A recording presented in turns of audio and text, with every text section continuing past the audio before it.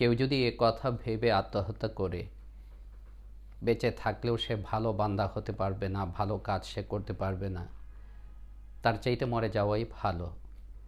তাহলে এতে কি তার গুনাহ হবে কি না, বা আল্লাহর কাছে সে মাফ পাবে কি না?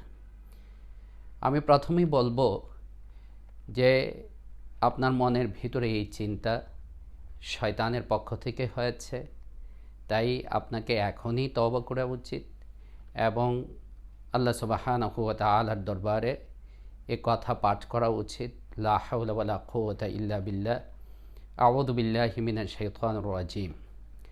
এরপর আপনি ভেবে দেখুন, চিন্তা করে দেখুন যে ইসলামের দৃষ্টিতে আত্মহত্যা করা অনেক বড় গুনাহ, কবিরা গুনাহ, জঘন্যতম অপরাধ।